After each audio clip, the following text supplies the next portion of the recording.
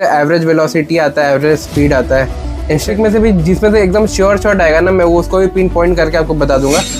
Centripetal force है ना, जितने सारे 1000 क्वेश्चन है ना, सब एक बार एनालाइज करके मैं बता। लॉ, थर्ड लॉ का जो रिलेशन रहता है, कंजर्वेशन ऑफ मोमेंटम।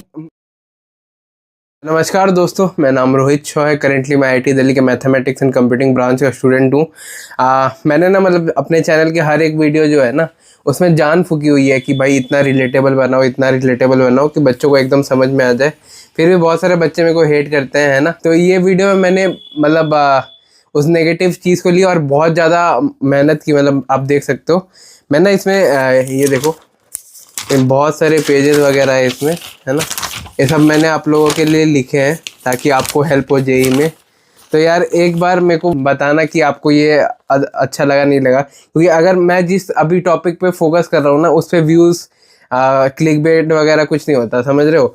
वो जस्ट प्योर मेहनत से मैंने बनाया, एक कंटेंट बनाया आपके लिए। तो ये कंटेंट है कि जो 30 मोस्ट रिपीटेड PYQs है NTA के जेईई मेंस के ऑफिशियल पेपर के, वो मैं आपके लिए निकाल के लाया हूँ। किस चैप्टर का किस टॉपिक से एकदम 100% श्योर शॉट ये क्वेश्चन रिपीट होता है ना। तो इतना मेहनत किया है। और सबसे पहला मैंने फिजिक्स का ही लिया है। तो मैं इसको अपलोड भी कर दूंगा। और मैं कोई भी पैसा नहीं ले रहा हूँ, मैं आपसे ये प्रॉमिस करता हूँ।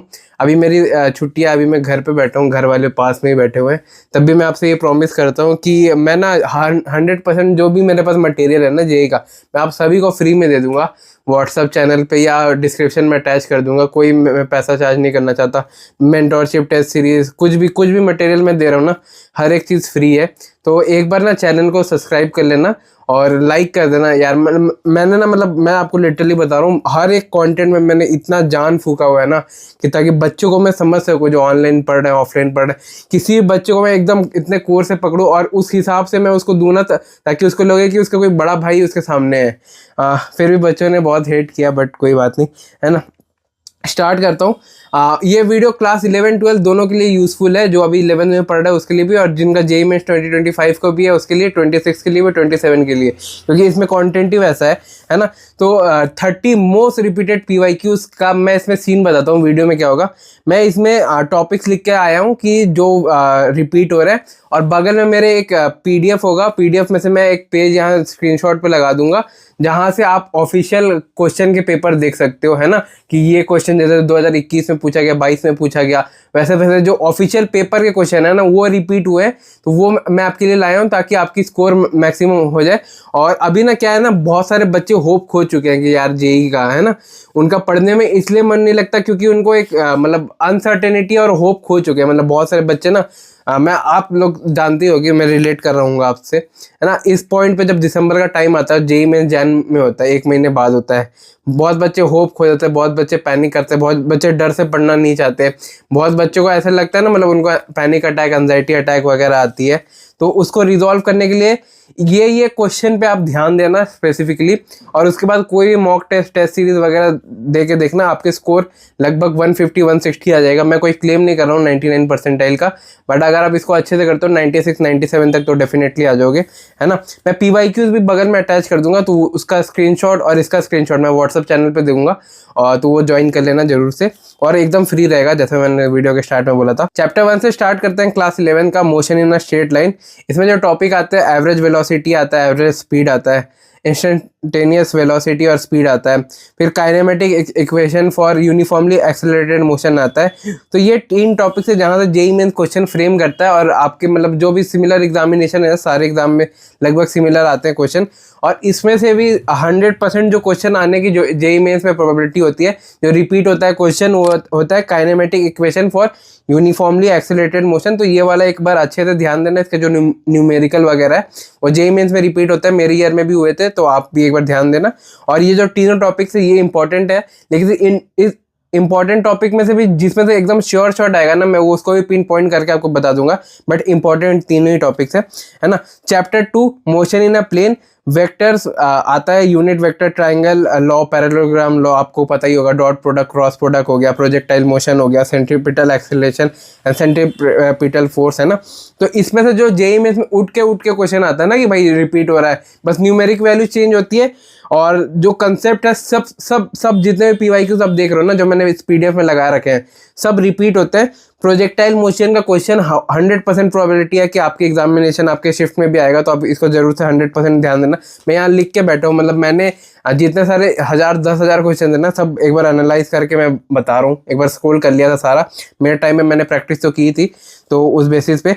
और ट्राइंगल लॉ और पैरेललोग्राम लॉ से भी 100% क्वेश्चन आती है। तो ये जो 2 टॉपिक्स है, triangle law, parallelogram law, projectile motion, इनको तो एकदम छोड़ के जाना नहीं है, क्योंकि इनसे क्वेश्चन बनेगा ही बनेगा।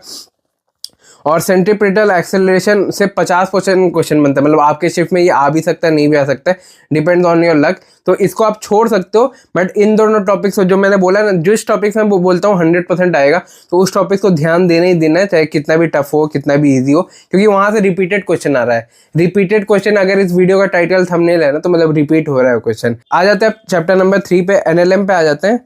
एनएलएम में जो टॉपिक्स आते हैं जो इंपॉर्टेंट है, इनर्शिया से related question, second law, third law का जो रिलेशन रहता है, conservation of momentum, friction, banking of road, और ये सब चैप्टर आप मैक्सिमम लोग भूल भी जाते हैं, तो एक बार प्रीवियस वीडियो रेफर करना, क्योंकि मतलब उस वीडियो में बहुत जान डाली हुई थी। तो जो अभी जेई के बहुत पास आ चुके हैं ना, 11th वगैरह भूल चुके हैं, तो वो एक बार वीडियो रेफर करना जो पिछला वीडियो था। तो इसमें जो 100% क्वेश्चन आने की रहती है, वो फ्रिक्शन और बैंकिंग ऑफ रोड पे, साथ साथ कंजर्वेशन ऑफ मोमेंटम। ये 3 टॉपिक्स आपको हर पैटर्न, हर शिफ्ट, हर जेई मेंस के ईयर में आपको रिपीट मिलेंगे।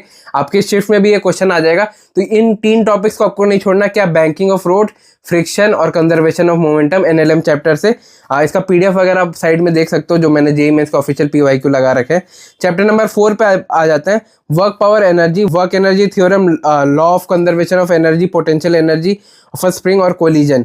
ये टॉपिक्स है जो आते हैं, मतलब, और इसमें से भी जो सबसे ज़्यादा रिपीट होते हैं टॉपिक्स और सबसे ज़्यादा न्यूमेरिकल जिस टॉपिक्स आते हैं वो है कोलिजन वगैरह, वर्क एनर्जी थ्योरम और law of conservation of energy. और मतलब मैकेनिक्स का, जो बच्चे मैकेनिक्स से डरते हैं ना, एक बात मैं आपको बताऊंगा, conservation of momentum, conservation of energy में भर भर के क्वेश्चन आते हैं। तो अगर आप जैसे पूरा चैप्टर छोड़ भी रहे हो ना, तो बहुत सारे वन शॉट वीडियो में या डिटेल जो लेक्चर्स होते हैं उसमें ना कोई बच्चा टाइम स्पेंड लगा देता है नीचे। तो ये वाला टॉपिक्स आप जरूर से देखना, क्योंकि इससे श्योर शॉर्ट क्वेश्चन आ रहा है तो आ रहा है, मतलब ये आप लिख के लो, है ना। या आप ऑनलाइन बैच से कर रहे हो, तो बस ये टॉपिक जो मैंने हाईलाइट कर दिया ना कि 100% क्वेश्चन आ रहा है, तो उसको करके जाना है आराम से, मतलब आपके मार्क्स आएंगे। अब आ जाते हैं चैप्टर नंबर 5, रोटेशन पे।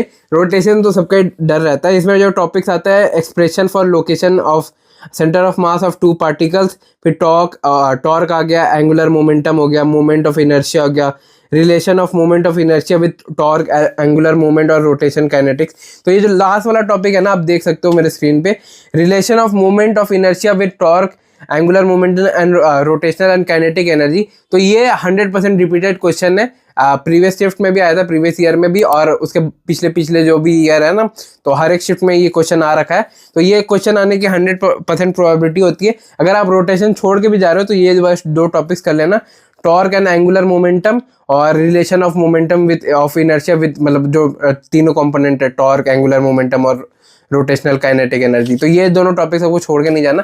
On the other hand, moment of inertia जैसे टॉपिक इजी होता है, बट वो शिफ्ट मतलब आपके मतलब आ भी सकता है, नहीं भी आ सकता, डिपेंड्स ऑन योर लक। तो इसको आप छोड़ भी सकते हो, बट ये दोनों जो मैं 100% जिससे बोलता हूँ ना, वो रिपीट हो रहा है, ये आप मान के चलो। चैप्टर नंबर 6 पे आ जाता है, ग्रेविटेशन। तो इसमें Kepler laws, universe law of gravitation हो गया, acceleration due to gravity and variation, escape and orbital velocity. तो इसमें जो 100% जो रिपीट होता है क्वेश्चन, वो है एस्केप एंड ऑर्बिटल वेलोसिटी का क्वेश्चन रिपीट होता है न्यूमेरिकल में, और acceleration due to gravity and variation उसी के टाइप में आता है। आप पीडीएफ से ये सारे क्वेश्चन आप प्रैक्टिस कर लेना, आपका ये चैप्टर डन हो जाएगा। और बहुत बच्चे ना रोटेशन नहीं करते, तो ये सारे चैप्टर स्किप करते हैं उसके बाद, लेकिन ये सब आप करके जाना। बस अगर आप पूरा चैप्टर नहीं भी कर रहे हो ना, मैंने जिस पार्ट में बोला कि ये करके जाना, वो कर लेना बस, है ना। फिर मॉक टेस्ट में देखना नंबर नहीं आया तो मैं अपना चैनल डिलीट कर दूंगा। मैं ये बोल्ड क्लेम कर रहा हूँ, मैंने बहुत मेहनत की है इस वीडियो के लिए, बहुत ज्यादा। Chapter number 7, properties of solid में हुक लॉ और मॉड्यूलस ऑफ इलास्टिसिटी, ग्राफ्स वगैरह और इलास्टिक पोटेंशियल वगैरह आता है। तो ये चैप्टर ना बहुत ईजी भी है, और इससे जो भी मैंने तीनों टॉपिक लिखे हैं ना, उससे लगभग 100% क्वेश्चन आते हैं। मतलब ग्राफ वगैरह इस चैप्टर से बहुत आता है, प्रॉपर्टीज ऑफ सॉलिड का, मतलब स्ट्रेस वर्सेस स्ट्रेन हो गया, उसका ग्राफ आ गया, बहुत आप देखोगे ना पीवाईक्यू वगैरह या मॉक टेस्ट में रिपीट होता है ये सब क्वेश्चन। तो इसी टॉपिक का है, आप इसे वन शॉट से देख लेना, बहुत कम टाइम लगता है। और हुक्स लॉ और मॉड्यूलस ऑफ इलास्टिसिटी से भी 100% क्वेश्चन आता है। इलास्टिक पोटेंशियल से 90% चांस है कि आपका क्वेश्चन आ जाए, मतलब लगभग सिमिलर ही पकड़ लो, है ना, क्योंकि कुछ कुछ शिफ्ट में मैंने नहीं देखा था इसको, तो उस वजह से बता रहा हूँ। अब आ जाता है चैप्टर नंबर 8 पे, fluids, Bernoulli's principle, application of Pascal, surface tension, angle of contact, capillary excess, pressure inside liquid, drop and bubble. मैं स्क्रीन पे लगा दूंगा ताकि आपको भी इजी पड़े, जैसे जैसे मैं रीड कर रहा हूँ अपने जो हैंड रिटन है मेरे। तो इसमें से 100% आने की चांसेस है बर्नौलीज प्रिंसिपल का क्वेश्चन और एप्लीकेशन ऑफ पास्कल। इसमें तो 100% आप श्योर शॉट मान के चलो कि आपके शिफ्ट में ये दिख सकता है। ये बाकी सब टॉपिक को आप छोड़ भी सकते हो। और ये जो लास्ट वाला टॉपिक है ना, access pressure inside liquid drop, जो अजीब सा क्वेश्चन जो टीचर करवाता है, सलीम सर वगैरह हो गया, या तो ये उसी टॉपिक का, इसे 90% क्वेश्चन आते हैं एग्जाम में, जेईई मेंस के रिपीट होके। और इसमें कुछ डिफरेंट नहीं है, मैंने जो पीडीएफ दिया ना, उस पीवाईक्यू को अच्छे से प्रैक्टिस करना। जो कंसेप्ट आपको सीखना है, डिटेल लेक्चर में जाओ, टाइम स्पैम पे जाओ, या तो देख लो उसका आगे पीछे थोड़ा सा 1-2 टॉपिक, ताकि ये टॉपिक इंटरकनेक्टेड हो, और उससे इस पे जाओ। मतलब ऑनलाइन लेक्चर का भी मैं बता देता हूँ कैसे देखना है। जैसे 8 घंटे का लेक्चर हुआ, उसमें टाइम स्पैन दिया हुआ है कि भाई ये टॉपिक है, तो उस टाइम स्पैन जो ये टॉपिक मैं बोल रहा हूँ ना 100% आएगा, उसके एक टॉपिक ऊपर और एक टॉपिक नीचे, जो वो वाला टाइम फ्रेम है ना, वो देख लो, ताकि आपको ये टॉपिक समझ में आएगा, इंटरकनेक्टेड रहेगा। उसके मतलब अगर आप डायरेक्ट इस टॉपिक पे जंप करते हो ना, आपको समझ नहीं आएगा, दिमाग गुल हो जाएगा। और रिविजन पर्पसेस के लिए तो बहुत ज़्यादा इफेक्टिव है कि भाई यहीं से क्वेश्चन आएगा भाई। अब आ जाते हैं चैप्टर नंबर 9 पे, thermal properties of matter, thermal expansion हो गया, relationship between alpha beta and gamma, anomalies of water हो गया, कैलोरीमेट्री हो गया, हीट ट्रांसफर हो गया, कंडक्टिविटी हो गया। तो ये चैप्टर भी बहुत इजी है, और इससे 100% जितने भी मैंने लिखे हैं तो उससे 100% क्वेश्चन आते हैं। कैलोरीमेट्री के न्यूमेरिकल वगैरह रिपीट होता है, जो आपको सेक्शन बी है ना जेईई मेंस में, ये आपको आएगा, ये आपको श्योर शॉट से आएगा, तो इसको प्रैक्टिस कर लेना। ये सेक्शन बी का क्वेश्चन है कैलोरीमेट्री। और बाकी सब जो मैंने बोला ना, हीट ट्रांसफर, कंडक्टिविटी, से 90% क्वेश्चन आने की प्रोबेबिलिटी है। थर्मल एक्सपेंशन से 100% आता है क्वेश्चन, है ना। और बात आता है चैप्टर नंबर 10 पे, thermodynamics, 0th law of thermo, first law, second law, और work done in adiabatic and isothermal processes. इसमें से 0th लॉ और सेकेंड लॉ में बहुत ज़्यादा 100% प्रोबेबिलिटी है क्वेश्चन आने की। आपको सेक्शन ए में दिख जाएंगे ये सारे क्वेश्चन। और वर्क डन इन एडियाबैटिक और आइसोथर्मल प्रोसेसेस का आपको या तो असर्जन रीजन या तो मैच द फॉलोइंग में आपको 100% दिखेगा ही दिखेगा। चैप्टर नंबर 11 पे आ जाता है KTG, kinetic theory of gases. इसमें पोस्टुलेट्स वगैरह आपको आ जाएंगे, असर्जन रीजन में आ जाएंगे, मैच द फॉलोइंग में एक पोस्टुलेट घुसा दिया, तो ऐसा बहुत होता है। तो ये छोटा चैप्टर है, ये उनको वन शॉट से कर ही लेना, है ना, आपको छोड़ना नहीं है। Kinetic interpretation of temperature, degree of freedom and heat capacity. Degree of freedom and heat capacity से मतलब लगभग आपके शिफ्ट पे डिपेंड करेगा, 50-50 चांसेस का। और बाकी काइनेटिक इंटरप्रिटेशन ऑफ टेम्परेचर पे 100% प्रोबेबिलिटी आने की। चैप्टर नंबर 12 पे आ जाते हैं एसएचएम, बहुत छोटा चैप्टर है, वन शॉट से कर लो। 2 टॉपिक है इसमें, मतलब ये चैप्टर आप छोड़ भी सकते हो, ऐसा चैप्टर है, मतलब इससे अगर 1-2 क्वेश्चन आता है जेईई मेंस में, तो इसके 2 टॉपिक्स है, एनर्जी इन एसएचएम और सिंपल पेंडुलम। 50-50 चांस है इसके आने के जेईई मेंस में। अब आ जाते हैं 11 का लास्ट टॉपिक, वेव्स पे अगर हम आ गए, characteristic of longitudinal and transverse wave, Laplace correction वगैरह, और standing wave in organ pipe and string beats. ये 4 टॉपिक्स हैं, उसमें से सबसे ज़्यादा जो आता है लाप्लास करेक्शन आता है ना, तो इसको जरूर से प्रैक्टिस करना। कैरेक्टरिस्टिक वाला जो टॉपिक है वो मतलब आपको न्यूमेरिकल में नहीं दिखेगा, वो आपको मतलब पैसेज या उसमें किसी में दिख जाएगा। असर्शन रीजन जो उसमें होता है ना, मतलब फिजिक्स का ऐसा है ना कि उसमें हमेशा न्यूमेरिकल नहीं आता, उसमें थ्योरेटिकल भी आता है, तो उसमें दिख जाएंगे ये, इसकी 80% आने की चांस है। अब आ जाते हैं क्लास 12 के टॉपिक्स पे। Chapter number 1, electric charges and field. इसमें Coulomb law, electric field due to dipole axial और इक्वेटोरियल का जो क्लास में पढ़ाते हैं, torque, Gauss law and application उसका। तो इसमें जो 100% आने की चांसेस है ना, वो गॉस लॉ और उसका एप्लीकेशन है। Electric field due to infinite long straight line wire हो गया। ये जो कॉम्प्लेक्स वाले टॉपिक्स है ना, इसको मेरे को याद है टीचर एकदम लास्ट में जो टॉपिक्स पढ़ाते हैं ना, ये राजवंत सर ने मेरे को पढ़ाया था, तो ये टॉपिक्स आते हैं जेईई मेंस में न्यूमेरिकल में। ये आपको सेक्शन बी में भी दिख सकता है और सेक्शन ए में भी दिख सकता है।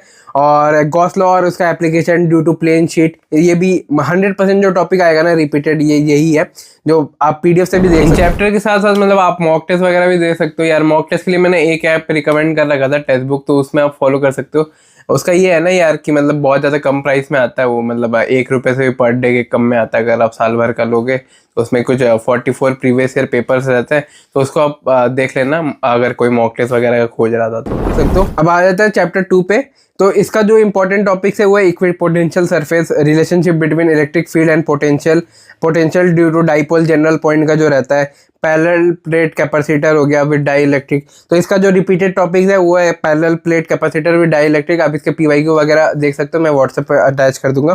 चैप्टर 3 पे आ जाता है इलेक्ट्रिक करंट वगैरह, डिफ वेलोसिटी हो गया, relationship between current and diff velocity हो गया, कॉम्बिनेशन ऑफ कॉइल हो गया, किरचॉफ लॉ हो गया, व्हीटस्टोन ब्रिज है। व्हीटस्टोन और किरचॉफ से डेफिनेट क्वेश्चन आता है, और ये क्वेश्चन थोड़ा बहुत ट्रिकी रहता है, मतलब ये ट्रिक वाले क्वेश्चन रहते हैं। जैसे कुछ होता है ना कि इसका जेनरिक रहता है किरचॉफ लॉ और व्हीटस्टोन का, कि ये स्टैंडर्ड रिजल्ट होता है जो कॉम्प्लिकेटेड आता है, तो वो सब अब याद करके रखना, आपको यूज होगा इसमें। चैप्टर नंबर 4 पे आ जाते हैं moving charges and magnetism, Ampere circuital law, moving coil, galvanometer और magnetic field due to circular loop, axial और centre forces between parallel conductor. तो ये इसका जो मोस्ट रिपीटेड टॉपिक है वो है magnetic field due to circular loop, जो सबसे हार्ड वाले न्यूमेरिकल होता है ना इलेक्ट्रोस्टैट्स पार्ट से, उससे 100% क्वेश्चन यही पूछता है। इसलिए आपको ना फिजिक्स टफ लगती है और फिजिक्स में आप स्कोर नहीं कर पाते, क्योंकि आपको पता ही नहीं है क्वेश्चन कहाँ से आ रहा है। आप ये सब वीक टॉपिक में फोकस करते हो। एम्पियर सर्किटल लॉ मैंने पढ़ लिया, वाह वाह मैं तो खुश हो गया, इतना ईजी टॉपिक, तो वहाँ से क्वेश्चन नहीं आते। वो भी टॉपिक इंपॉर्टेंट है, बट वो आपका लक है ना। बट ये जो मैंने 100% लिखा है ना, तो इससे क्वेश्चन फ्रेम होता है, और इससे आता है ना तो क्वेश्चन मतलब नेगेटिव में ही जाता है बच्चों का। इसलिए मैं बोल रहा हूँ इसको प्रैक्टिस कर लेना, इसमें ध्यान देना जरूर से, जो अभी 11-12 में पढ़ रहे हैं। Chapter number 5 magnetism and matter, magnetic properties of material, para dia और फेरोमैग्नेटिव। ये बहुत इजी चैप्टर है, वन शॉट से कर लो, इसमें कुछ इजी हार्ड जैसा नहीं है, बस मोरली 1-2 घंटा लगेगा आपको कंप्लीट करने में, है ना। चैप्टर नंबर 6 EMI पे आ जाता है, फैराडेज लॉ हो गया, लेंस लॉ पे तो 100% क्वेश्चन आता है, कोई या तो एप्लीकेशन उसका आ गया या तो वो असर्जन रीजन में आ जाता है। सेल्फ एंड म्यूचुअल इंडक्टेंस का 50-50 चांस है।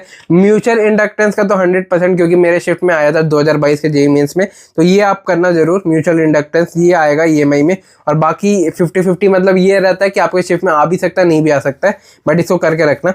Chapter number 7 alternating current, transformer, AC generator, RMS value of AC, इसके जो टॉपिक्स है, इम्पीडेंस ऑफ LCR सर्किट। तो इसका जो मोस्ट रिपीटेड टॉपिक है वो है इम्पीडेंस ऑफ LCR सर्किट, जो 100% रिपीट होता है। तो इस पे बेस्ड जितने भी PYQs वगैरह आप इसको फॉलो करना।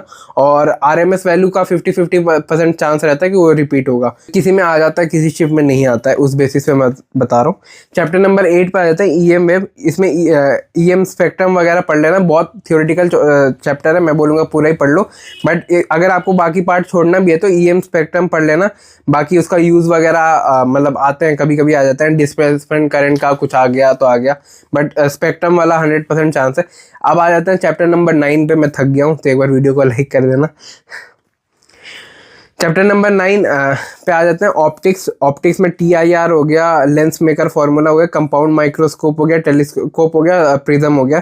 तो इसमें से सबसे ज़्यादा जो क्वेश्चन है वो TIR पे आ जाता है, कभी कभी 100% जिसके आने के चांस है। और कंपाउंड माइक्रोस्कोप और टेलीस्कोप का कभी कभी सर्टेन रीजन में आ गया। प्रिज्म का 100% क्वेश्चन बनता है, तो ये ऑप्टिक्स का है ना। ऑप्टिक्स का अब आ जाते हैं चैप्टर नंबर 10 पे, तो हाइगन्स थ्योरी पे आता है, असर्जन रीजन 100%, ये आप लिख सकते हो। और इंटरफेरेंस वेव फ्रंट, इन पे भी क्वेश्चन आ जाता है, मतलब इसमें थ्योरेटिकल आता है थोड़ा बहुत, न्यूमेरिकल बहुत कम आता है, मतलब मैंने JEE में इसमें बहुत कम न्यूमेरिकल देखे हैं, बट उसमें भी जो क्वेश्चन आते हैं रिफ्लेक्शन पे ही रहता है कि डाई इलेक्ट्रिक उन्होंने चेंज कर दिया तो कैसा बेंड हो रहा है, तो उस टाइप के क्वेश्चन आप थोड़ा बहुत प्रैक्टिस कर लेना। चैप्टर नंबर 11 पे आ जाता है, मॉडर्न फिजिक्स वाला पार्ट आ जाता है, जल्दी जल्दी मैं कवर कर देता हूँ। तो इसका जो JEE में सबसे ज़्यादा जो मॉडर्न फिजिक्स से रिपीट होता है ना, वो ग्राफ वगैरह वर्क फंक्शन का, कि भाई ये चेंज किया तो कैसे हुआ मेटल, समझ रहे हो ना आप, इसका वर्क फंक्शन का मैं थ्रेशोल्ड फ्रीक्वेंसी वगैरह, तो उसका जितना ग्राफ बनता है ना, आप एक बार देख लो क्योंकि वो रिपीट होते हैं। और फोटो इलेक्ट्रिक इक्वेशन तो 100% भाई बहुत ज़्यादा, इसके वो एप्लीकेशन प्रैक्टिस करके जाना, रिपीट होगा आपके शिफ्ट में भी। डी ब्रॉगली रिलेशन उतना इंपॉर्टेंट नहीं है, बट स्टिल आप छोड़ सकते हो इसे। चैप्टर नंबर 12 पे आ जाता है न्यूक्लियर फोर्स, बाइंडिंग एनर्जी और कर्व, मास एनर्जी रिलेशन। तो बाइंडिंग एनर्जी पे 100% क्वेश्चन आप लिख के ले लो, बाकी जो न्यूक्लियर फोर्स है उस पर आप छोड़ सकते हो। और मास एनर्जी रिलेशन ये 50-50 चांस है इसका आने का। Chapter number 30 alpha particle model, Bohr model of hydrogenation और सीरीज, मतलब कैसा है ना।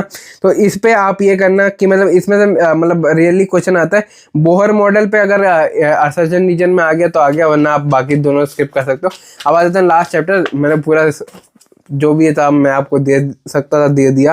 अब मेरे पे हिट मत करना कि यार बस स्ट्रैटेजीज वीडियो बनाता है। मैंने सब फ्री देने की कोशिश की है, मैं थक भी गया, घर पे हूँ। मैं आपको दिखाऊंगा इस वीडियो के बाद थोड़ा सा। चैप्टर नंबर 14 पे आ जाते हैं, energy bond PN junction rectifier.